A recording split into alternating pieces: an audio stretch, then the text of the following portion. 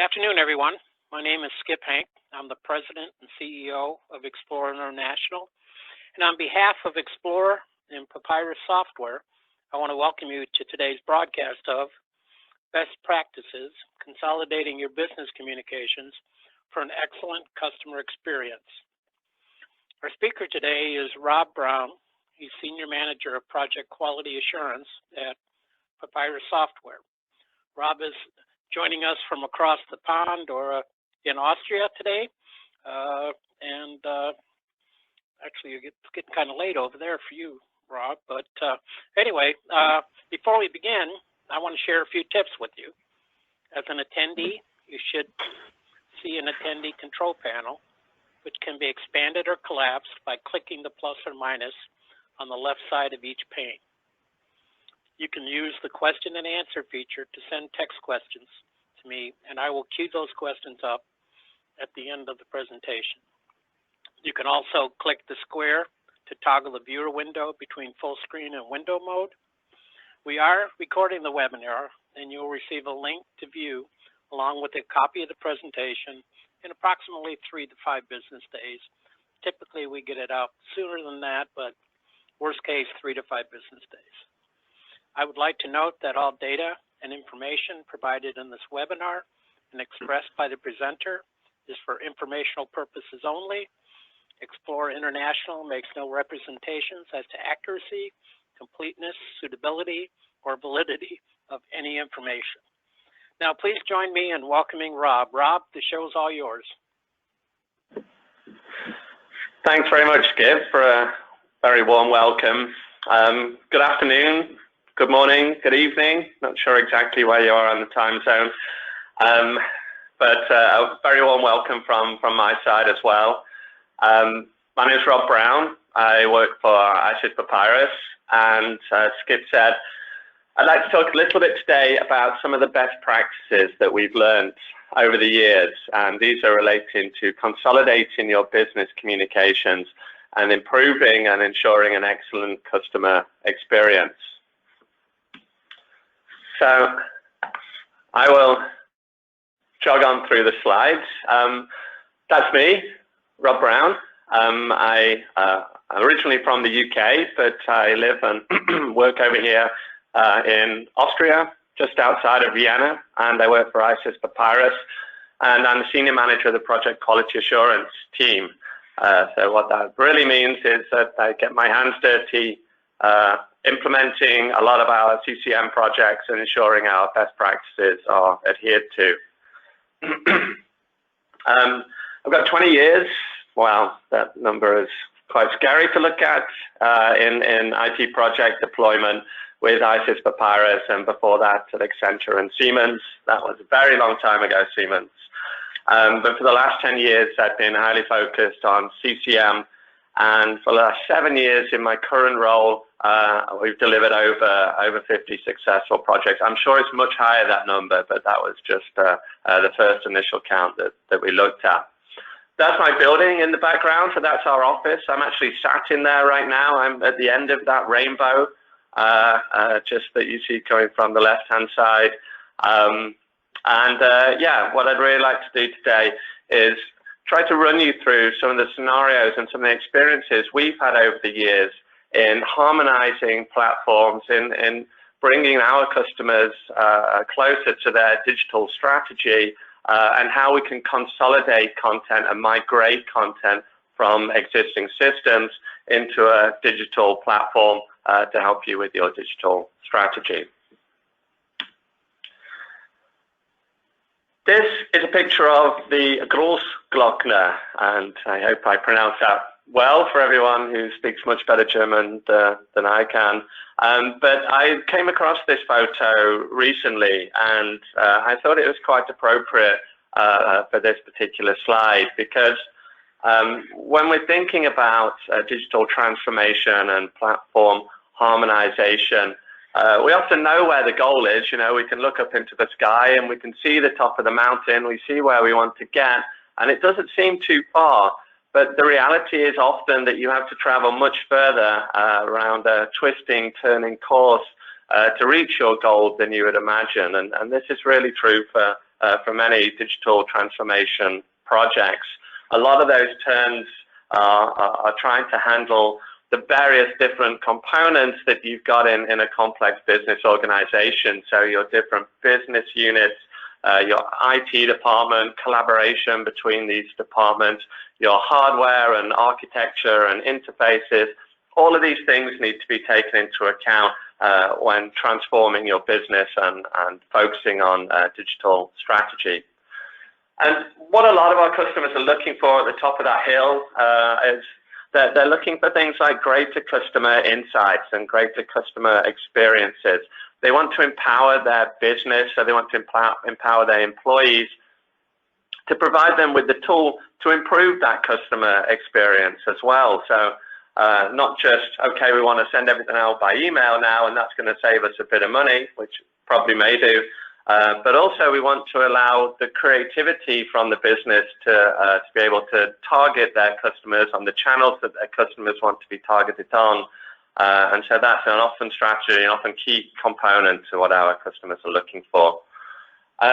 And new levels of transparency. So this, again, is very important. So not only do we want to see what's going on in our business, but we also want to be able to see how our customers are reacting to that as well. So if you've got a new marketing campaign, for example, you don't only want to make sure that they all went out and everyone got your campaign, but you want to know if they actually liked it. So who opened that campaign? Who clicked on it? What type of response are you getting? Should you do the same thing again, or do you want to start all over from the beginning? So these are kind of high-level strategies that our customers are often coming to us looking to solve. But I'm a boots-on-the-ground kind of guy, so in their strategic ideas, but in the real world, you know, this really does bring some powerful benefits very quickly. So we see, for example, when we start thinking about a consolidation of content, so we're going to have a look at that a little later, we start to try to move down from perhaps thousands of templates and document definitions into the hundreds. So this can reduce maintenance efforts up to 80%. We can also think about the delivery time. So how long is it taking for your changes to reach production and be able to be sent out and delivered out to your customers? So, you know, we see sort of improvements from 3 weeks down to 3 minutes in some cases. So it's not all just high-level wishful thinking. There's some real benefits which we see. So what I want to do now is try and talk about a couple of the challenges which we have when trying to hit some of these strategic goals. And then we're going to go into some best practices, so the experiences that we've had and what we got right and also what we got wrong as well. So the classic, of course, the classic hurdle that a lot of customers have to overcome is the application landscape which they've inherited or they've built up over the years.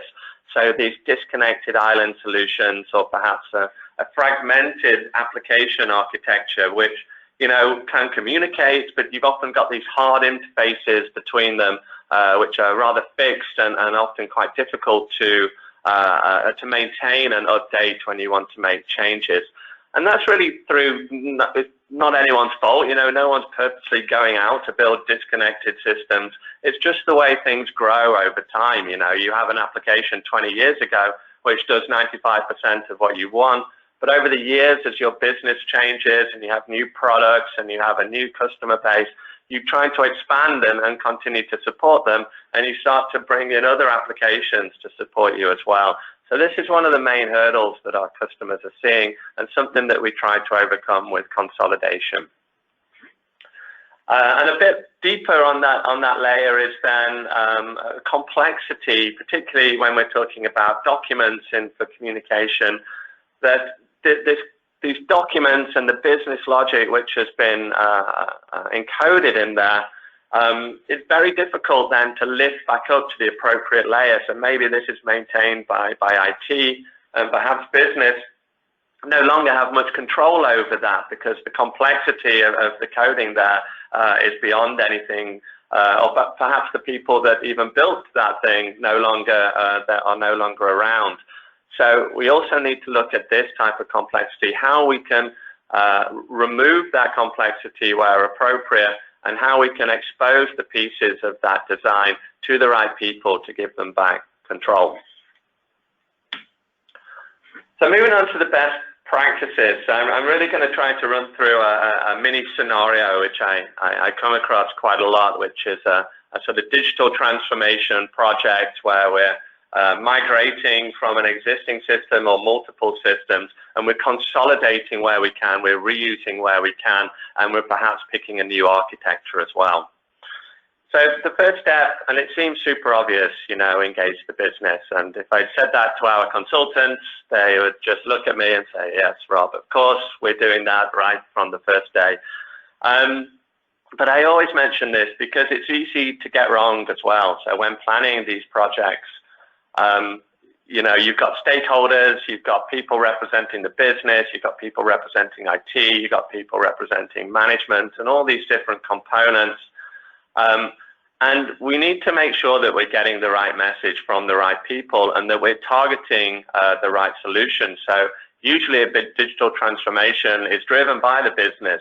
They want to be able to do different things. They want to hit their customers on different channels.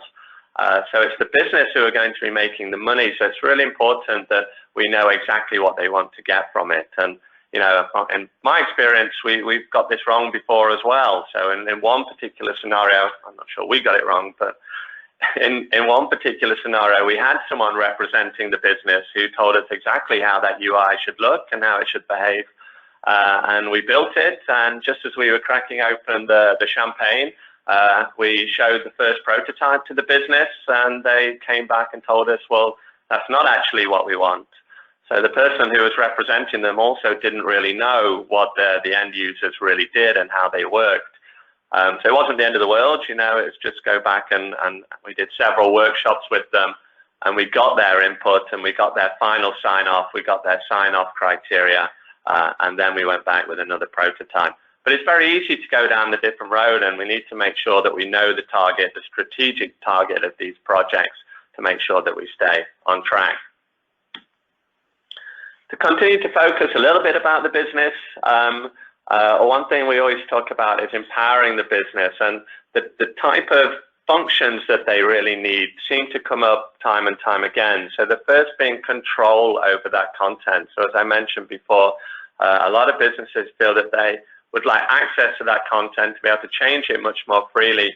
So they need a central repository where they can distribute this content, share it between departments, restrict it, make it available for different people. And of course, connected to that is an intuitive UI. Again, Rob, come on, this is pretty obvious. Everyone wants an intuitive UI.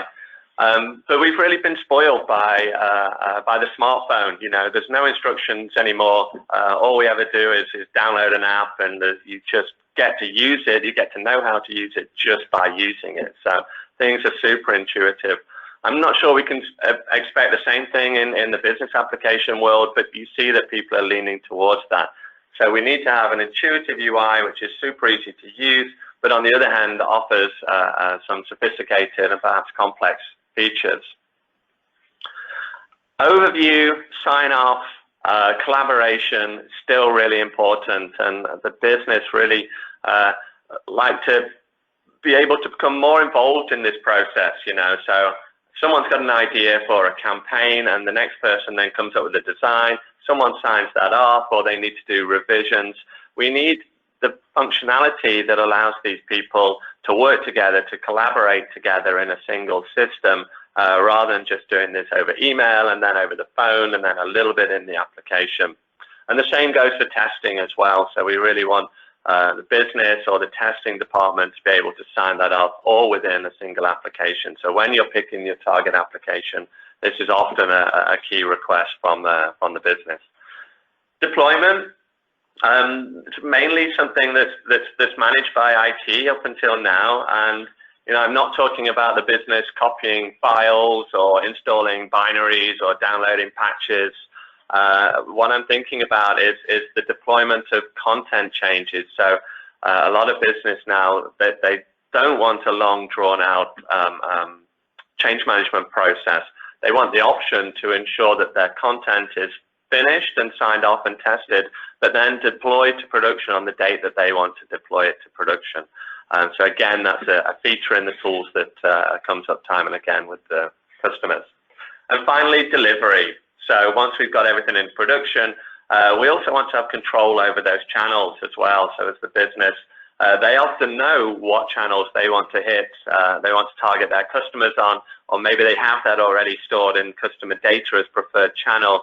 So again, the business are looking for ways to control those channels where appropriate. So we need to make sure that they're in place, those interfaces are in place, but then the application can support that the business has access to these channels. So we're one step further. We're going to think a little bit now about some migration ideas and how best we can migrate from existing applications to a new, perhaps digitally focused platform.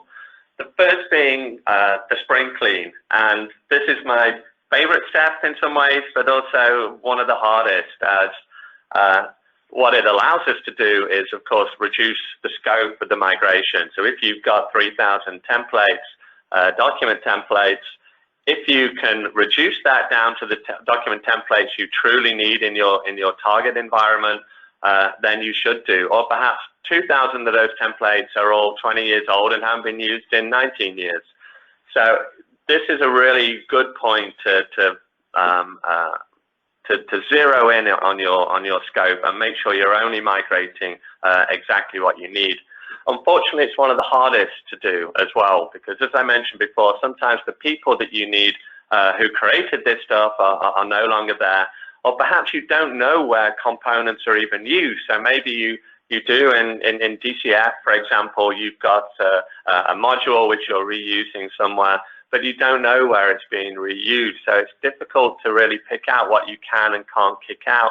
And this often leads to people hesitating to do this, or they just say, well, just take everything, because I'm not sure what I don't need.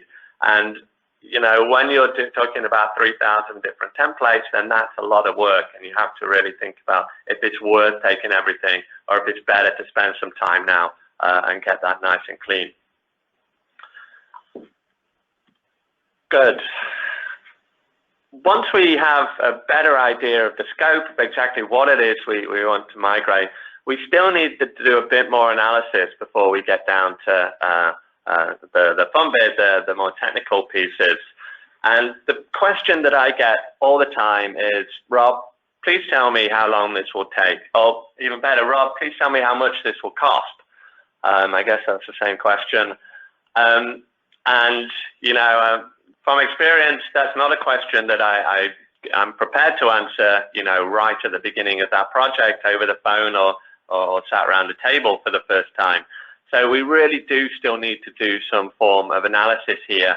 And the first step I always find is to start to categorize that content. So when we're migrating to a new digital platform, we want to at least start with simple, medium, complex categories, and work out how many items you have in each of those categories. And then you can start to build a small subset, a sample set of those categories, and look at what it's going to take to migrate them. And when I'm talking about migrate, what I'm talking about is the content, so maybe the text, the resources that you've got that are available, and perhaps most complicated is perhaps logic, which you've got in there as well, which also needs to be duplicated or reanimated in your target environment. So once you start to take these subsets and start to perform some sort of proof of concept type of work, you start to build up a picture of how much you can automate. So you want to already be thinking about automation here. Doesn't mean you want to be building your tools or picking your tools yet, but you definitely need to be able to identify which bits you can automate and also identify which bits you're going to be doing manually. And once you've done that, you can scale up those numbers, and then you're in a much better position to go back to that table and say, look, based on what we've seen, this is what you've got, this is what we're pretty confident automating, these small bits we want to do manually, and we're talking about X amount of days. And so this is really the best approach to get an idea on the effort of these types of projects. So let's take it one step further, and let's start to think about our target environment. So now we know roughly how long it's going to take. So we've been doing some migration work. We also then want to start thinking about what things are going to look like in our target environment. And here in this sample, in this UI that we're looking at here, you see that we're going for a modular approach. So on the left-hand side, we see a bunch of different modules, different types of content which we use for traditional delivery and for e-delivery. And then we see in the middle the different text blocks that we've got, and they've all got their nice naming convention. On the right-hand side, we've got the preview. So what I'm trying to get at here is that you want to have an idea of what your library is going to look like before you start populating it. You know, again, it sounds really obvious, and but it's amazing how often this doesn't happen, and everyone thinks, well, let's just get it all in there, and then we'll start to divide it up and move it around. But the reality is then everything gets dumped, and you've got to go and start writing scripts to shove everything around and rename things. So you want to define that clearly with the business early on. So you want to define your, if you've got tenants, for example, where you have a logical separation between different departments or even different businesses.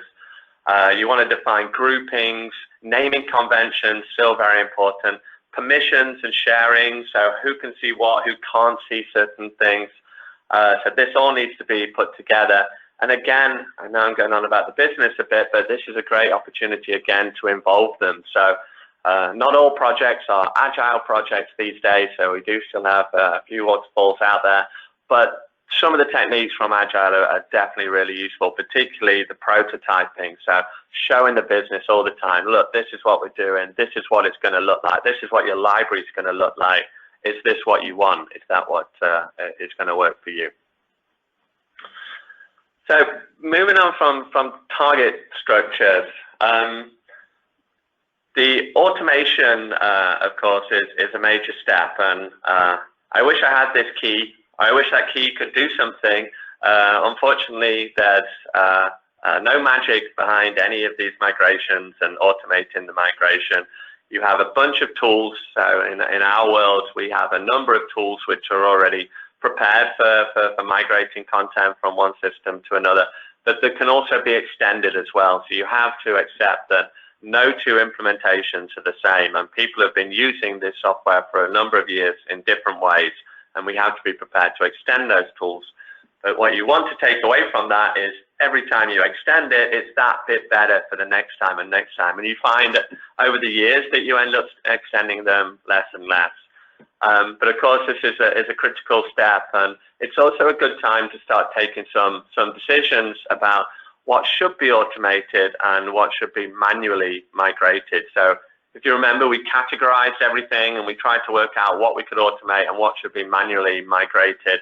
And you really have to try to stick to that. So I've also seen in projects where this hasn't gone great, and they spent 50% of the time building or extending custom tools to do the migration, and that got them 80% of the content, and then they spent another 40% of the time trying to do that final 20% of the content to get all of that automated. So you can always tinker with these tools, but the reality is you need to know where to draw a line in the sand and say, look, we're happy if we get, 80, 90, 95, 98%, and the rest, then we don't want to spend time trying to write custom routines to manage that.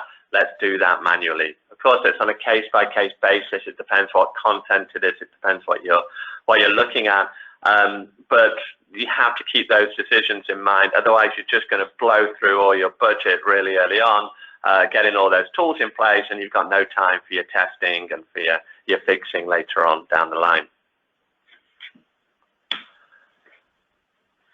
Following on a little bit from that topic, we also need to think about not just what we can automate and what we should manually migrate, but we also need to take some decisions about what we want to migrate and perhaps what we want to rebuild.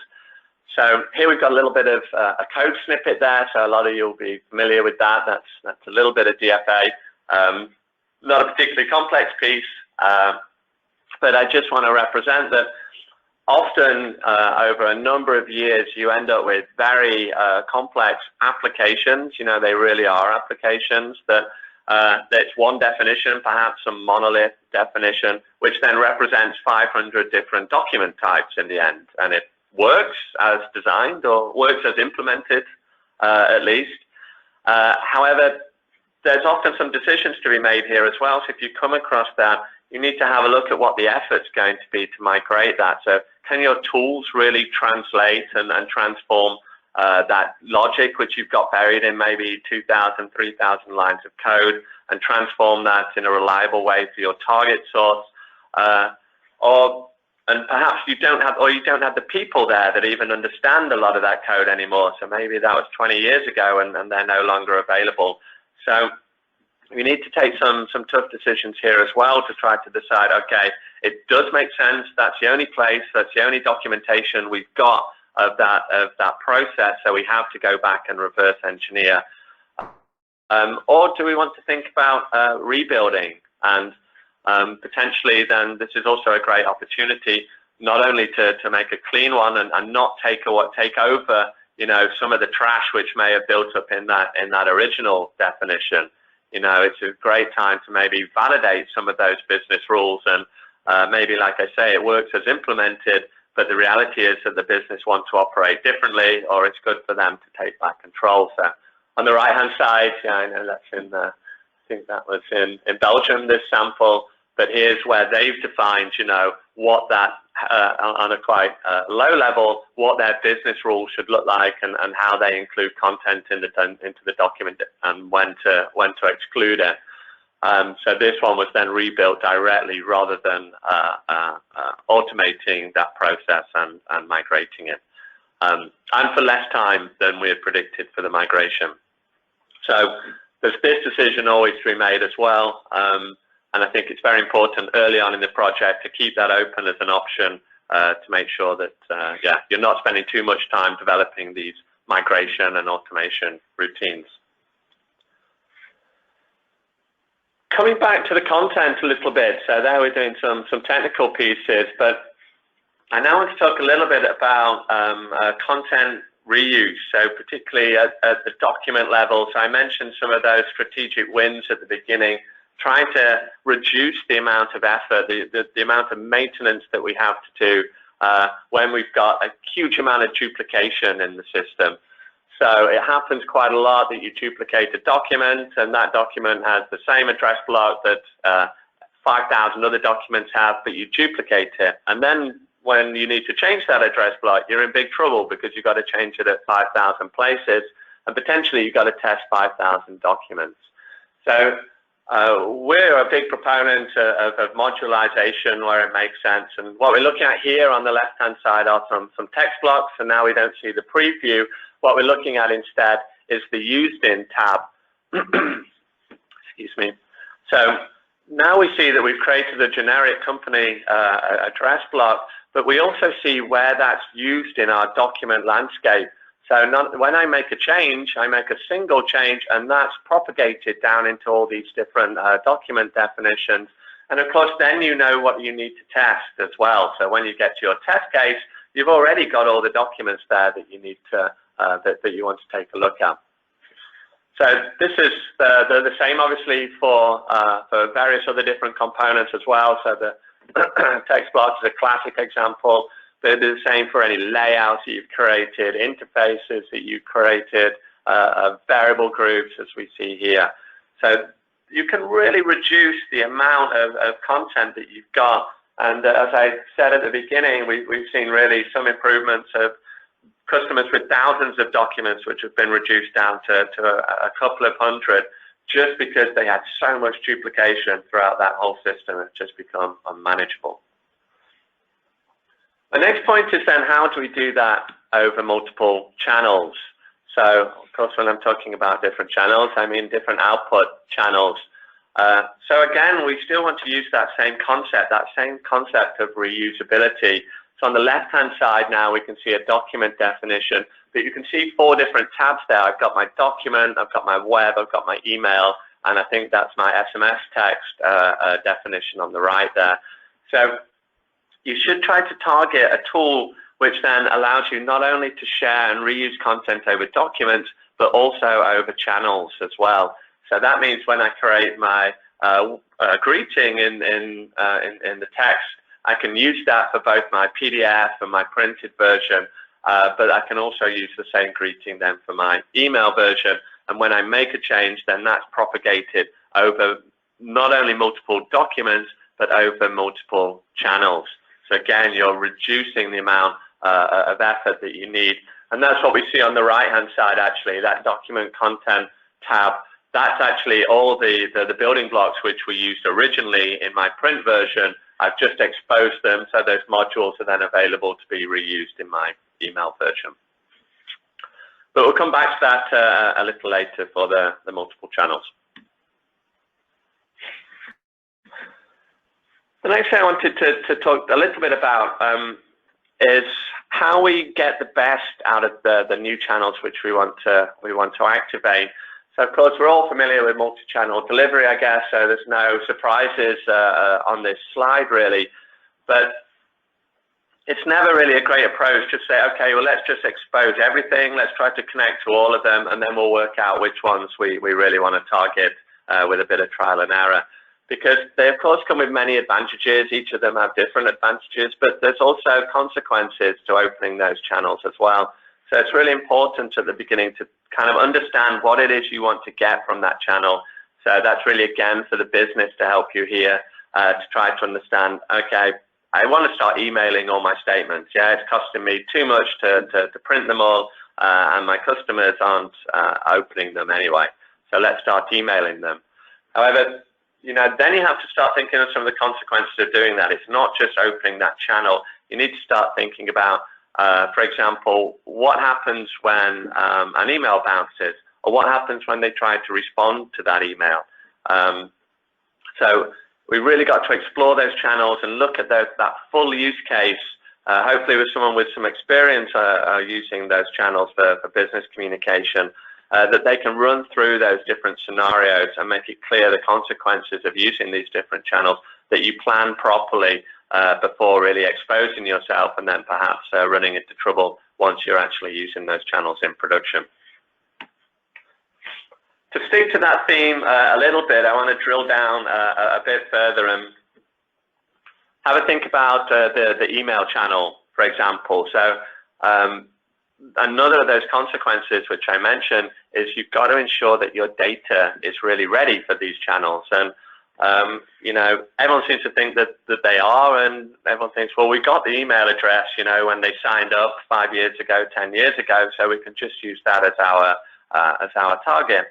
And again, we've seen that this hasn't always worked out. So we had a project not so long ago in the US healthcare industry where they wanted to move from printed communication to a particular set of customers to an email communication. And they had all the data, and we helped them to do that. And during the first night, they wanted to send 24,000 emails, I think it was. And we were watching this live with them, actually, interested to see how it went. And we saw that immediately in production, then 4,000 of those emails bounced back immediately. So there's a big gasp, collective gasp around the table, of course. But it just meant that you see all these bounce rules that I've got on the right-hand side here. A whole bunch of these were hit during that process, and what that meant was that we bounced back and they couldn't send the email. Fortunately, in this scenario, then they had some fallbacks. So we had defined if the email doesn't go through, it tries to fax, and if the fax doesn't go through, it will then print. So they all got their communication, but we've got to make sure that the data is good to go and it is ready, whether that's an email address or it's the Facebook account or their phone number. We need to make sure that we've got that before we start pushing things out. In this scenario, actually, the business was super happy because they said, hey, we had been trying to contact them for other communications. We wondered why no one was getting back to us. So they at least identified these 4,000 people. Unfortunately, for the one poor soul who this got assigned to, he had to run through those 4,000 bounces and over a different channel try to then get their email addresses correct and updated. Yeah, I wonder how he's getting on. Yeah, so make sure that the data is really complete and ready for your channel. Even if you've got the fanciest, sexiest email template ready to go, you're going to need that data ready, or it's kind of useless. This is a guy called Dominic Thiem, and I'm not sure if anyone recognizes him or not, but as I was thinking about some of the content for these slides a couple of weeks ago, then he was busy winning the tennis US Open, and there's the way that he approaches the game really kind of reminded me about how some of our customers really try and maximize their advantage. So he plays in a way, and as do most tennis players really, in a way to accentuate and maximize where he plays very well, and of course to avoid the areas where he doesn't play so well. And that's quite true for a lot of our customers as well. So we often arrive, and our experience is that there's a huge landscape, but we never recommend, we'll just scrub all of this and we'll install something and we're going to solve all your problems with a single platform. It's almost never the solution, because there's always value in what's there already. So you definitely don't want to reinvent the wheel. There's existing applications there, which you want, if they're still bringing value or they have a lot of value, you want to make the most of them, and you want to consolidate and migrate items where you've got duplication, perhaps you've got some overlap, where you're missing central control rather than kind of isolated island control, or where you're missing features. So we try to target the problem areas, pick out those problem areas where you're struggling, but then maximize the other components which are still there. So maybe you've got a very powerful archive which you want to continue to use, or you've got your customer database still there, which is still fit for purpose. So we should maximize those advantages as well. There's never, in my experience, there's never one application which will solve absolutely every single need. You need integration with existing components as well. So it's just finding out which ones they are, but then going in and reviewing them as well and looking at their interfaces, for example, modernizing the interfaces, making sure that they're future-proof, that if you do want to change something down the line, then it's much easier to do and you don't have to go and recode that whole thing for smaller changes. Okay, so we've had a look at the migration process itself, and also then of the key aspects that you want to focus on when you're targeting then particularly a digital platform. And I want to get a little bit technical here. It's not too deep, but performance is a topic that comes up over and over and over again, and I'm sure many of you are aware of that. And unfortunately, it always comes up too late, or it's at the end of the project rather than right at the beginning. But we really need to consider when moving to a digital platform what that's going to mean for our servers, whether they're brand new VMs in the cloud, or whether it's this old creaking desktop still running somewhere in the basement. We need to consider, just because we're sending the same amount of communications out to the same amount of people, that doesn't necessarily mean that we're going to be able to maintain that same speed, that same stability, that same performance. So a classic example would be, of course, if we've got a high volume print batch, we're probably writing everything to a medium such as AFP, and we're going to have 250,000 documents in high volume AFPs, and we're sending them to our print provider, or we're printing them out ourselves. And this is super optimized. People have been doing this for 20 or 30 years, and that thing is already pretty quick. And if we then want to transform 50% or 100% of that batch into an e-delivery channel, for example, email would be the easiest one to think of, then we have to think of the consequences there. So, for example, if you're writing HTML emails, you don't generally write HTML in a batch form. So you can't really write it in batch form. Even if you have a single tool doing it, it's going to have to create those individual pieces of HTML, because they have to be shipped individually via your email server, for example. So already you've added another load there. And writing HTML is definitely slower than writing to an AFP, for example. So we already have to start thinking about that. Or perhaps we're writing PDFs, so a bit closer to the more traditional world. However, we're attaching them to emails, so then we have to think about some of the space that we're going to be taking up, and those PDFs are probably going to be a lot bigger than the AFPs which we've been sending to the print provider. So it's really important that we think about that early on, and that we try to target then a architecture which is going to support us in these types of performance questions. And just one point before I move on from this slide is another critical factor and a lesson learned that we've found over the years is that you generally don't want to be thinking about throughput for that system as in a single factor, so a single number. So in my system, I can output 300,000 documents in an hour. As this really limits you when you're thinking about scalability. So it's really important then to be able to scale in the right place when you're thinking about your target architecture. So what we should do really is define the different pain points in that system or the potential bottlenecks. So perhaps we have our interfaces where we're bringing in data that can process 2 million items or data items in an hour. Our formatter can do 300,000, and our email tool can do 500,000, for example. So then you have a much better idea when you want to scale that system, or you bring in new business on, or you need to increase your performance. You know if you can scale horizontally, so meaning you can scale at the tool level, and you add more tools perhaps at your formatter point, rather than just scaling the whole thing and trying to solve it with the sledgehammer approach and scaling horizontally and just going, okay, we buy another server, because in the end, perhaps you don't even need to spend that much money. So, I mean, the performance topic is a presentation itself, but I will, not spend too much time there. But it's super important that we think about that early on.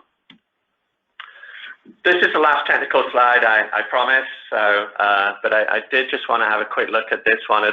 This is something that came up recently, actually, and this is a sample architecture, a very high-level one, which we had with one of our customers who are moving to a VM solution.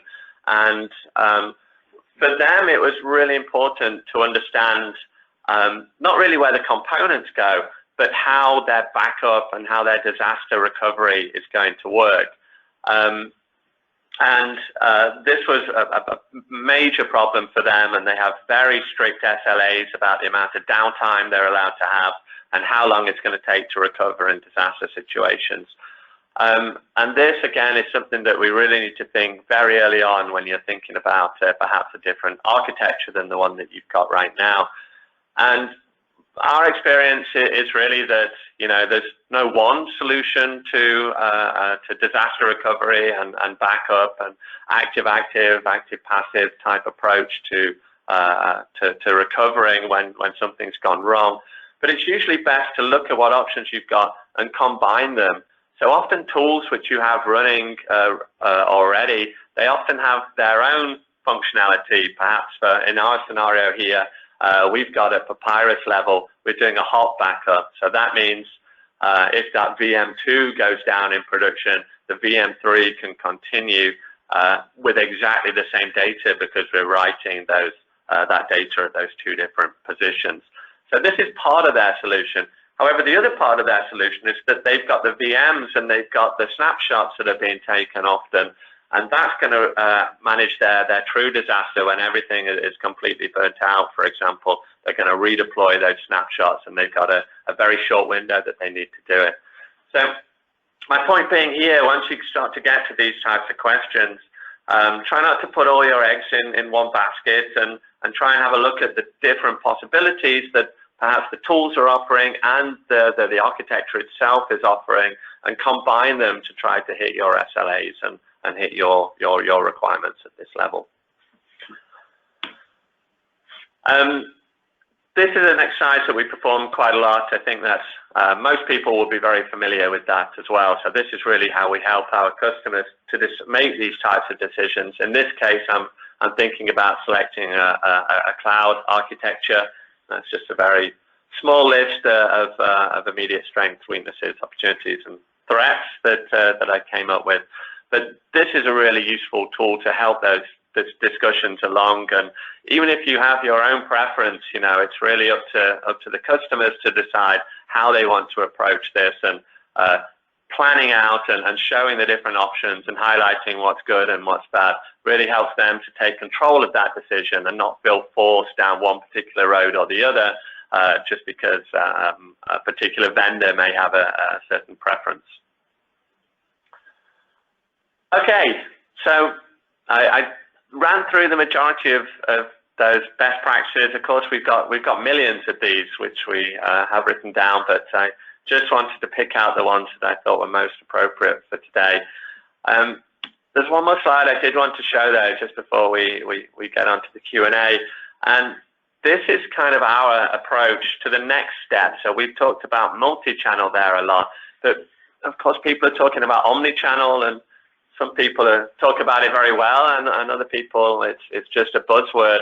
But once we do start taking that next step to omni-channel, we're not only thinking about output management from a delivery perspective, but we've also got to consider it from the inbound perspective. So what we're seeing here is a whole bunch of channels where your customers can contact you on, so often via the web, maybe web forms, or they're sending emails, or they're scanning, faxing, mobile. The point being that if you want then to have true omni-channel, you've got to allow your customers to contact you on whatever channel they prefer, which is very difficult for everyone to do, but everyone's talking about it right now. And if you can at least expose a few of these channels to your customers, the ones that they're really using, and you can then classify what they're providing to you, you can extract the data which they're giving you, and then you can start to distribute that to the appropriate business department. So you take that data, perhaps it's a new product sign up, perhaps it's a complaint, it doesn't really matter. The point being that you need to, in an omni-channel world, you can't just ingest that. You don't want a person having to go through all of those different channels and deciding what to do with that information. You need to automate that process and distribute it to the right people. Once you've got to that point, we come sort of back to where we've been focused up until now in these last few slides, is then the option to output again. So here at the top, we've got our target library, we've got our repository where all our content is, and we're making use of that content with our tools such as a designer component to create batch documents for formatting, or perhaps individual documents as well. So we may have people in call centers or caseworkers who are creating individual communications using clients. But all of that is going to be fed in to your output management routine for bundling, maybe mail sort, and then we could start again to think about our channels. So whether we're going with our traditional channels as we focused on up until now, or maybe then we're really focused on something more digitally focused, and then we're going to be delivering via the portal, for example. But the point being that if you're really looking for omni-channel, you need to start looking for a platform that's going to provide both those sides of the coin. You need your output management on the right-hand side, but you need your input management on the left to be able to keep those wheels spinning and close that communication loop. So in the middle, of course, binding those together, you've got to have some process management tools as well to manage that. So that's kind of our take on omni-channel, and this is something that we're really getting a lot of interest in at the moment. Okay, I will stop talking. I could talk about this topic forever, but I wanted to leave a little bit of time for some Q&A. So I will hand over. I think, Skip, maybe you've been monitoring the chat, and if we've got any questions, then I'll do my best to answer them. Yes, Rob, we have a couple questions. First one is, are there any digital channels you would not recommend to use? Okay. I think there was definitely some content which you definitely you wouldn't want to send over some digital channels. So perhaps your latest contract with your phone company, you don't want to be receiving over Snapchat, for example. But that's an extreme example. But I wouldn't want to rule out really many channels because, not so long ago, you could only ever receive a contract over a fax, or you could print out your PDF and sign it, and then you have to scan that or physically send that back. That world is already changing a little bit, and now you're starting to see things like digital signatures, where there's not always that reliance there. So I definitely wouldn't like to rule out any channels right now. But it really does come down to the content that you want to send and how you're expecting that to be received back from your customer. Okay. So here's another one. Which is the best way to track and monitor your customer communications? I didn't touch on that much, but this is a major topic, particularly when strategically planning projects, and it's broken up into a number of parts. So monitoring is obviously very important in terms of understanding what's come into your system. So what is it that you need to send out? So how many customers do you need to target with your delivery? And then, of course, making sure that number tallies with really the amount of communication sent out. So you want to add up your prints, your emails, etc., and make sure everyone really got what they wanted to get. So monitoring is really important. So you want to pick a tool which can keep that transparent, that you can really see what's going on in the system. The next level up from that is, of course, reporting. So that's the monitoring is more for operational side, but the reporting should more be focused on the business and management side. So those communications you're sending out, you want to be able to see if they're being successful. So maybe you've got a campaign and you want then a tool which can then provide you a decent level of reporting back and telling you how successful that campaign was. So did anyone even open your email? If they did, who clicked on it? And try to get some of those statistics back and expose them in a well-structured report to the management that you can then go back and say, hey, great job, Rob. That campaign was fantastic, or terrible job, Rob. No one even opened your email. Go back to the drawing board. So it's really a focus on monitoring operational side and then reporting at management. Okay. Here's one. How does a company start this conversation about consolidating? At what point does that come up in the corporate conversation? Do you mean who's triggering that conversation, or at what point do we want to start talking about it? Yeah, who's triggering it and why? That yeah. would be, at what level within the company, or does it vary, or what are your thoughts on that? How do you get it going? There's often then we see it coming from quite a high level, so often from a C level. So people are saying, look, we need to digitally transform. We've defined this strategy at C level, and we're going to move to more digital channels. So we want to at least be able to have digital channels available. And so we often get that trigger, and then that kind of trickles down a bit further down the line, and then you start to have the real conversations about, okay, what does this really mean? So what channels are we looking at? What type of content? What value are you hoping to get from this process? So that's often one trigger. The other is it's coming directly from the source. So it's coming from business departments that perhaps they want to be able to communicate in a faster, more agile way. They feel that they're slightly restricted on the channels, or they're limited by certain channels, and feel that they could get their message out in a more efficient way if they had access to multiple channels and tools to create content for those multiple channels. So it's usually from the top management level, or it's coming then directly from business departments. I think we got time for one more.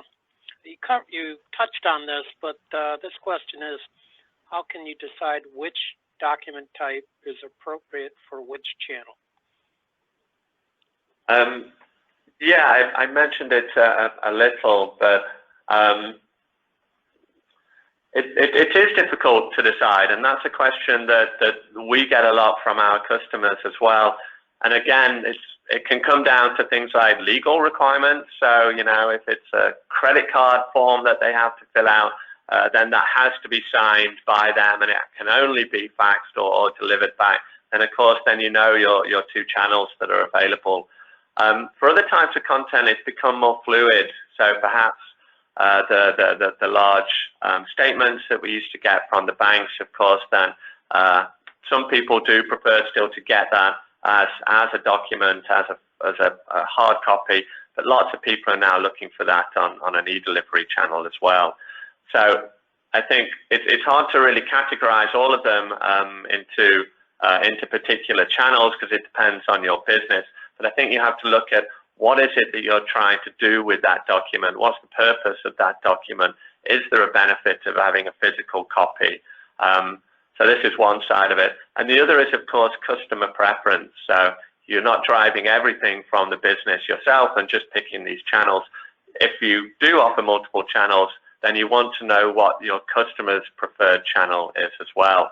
And you want to send them as many of those, as much of that content as possible over that preferred channel. Okay. Well, we're getting close to the top of the hour here, so why don't we go ahead and wrap up? Rob, do you have any closing thoughts for our attendees? No, I just want to say thank you to everyone for their attention, and I hope it was informative and enjoyable at some level. But please feel free to contact me directly if you have any more questions. I'm very happy to answer them. And as I mentioned earlier, we did record this, and we'll be sending a recording out, as well as a PDF of the slides. We encourage you to share it with your peers and others in the industry. So I want to thank Rob for sharing today, and Papyrus Software for sponsoring the event. I do want to remind you to go to the Explorer website often. You'll find updates on upcoming events.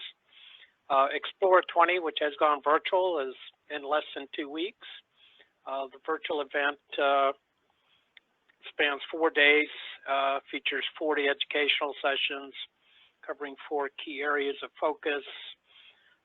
We've got keynote speaker and everything else, networking lounge, exhibits. Folks at Papyrus will be there, so you can actually go visit their virtual booth, which is very cool.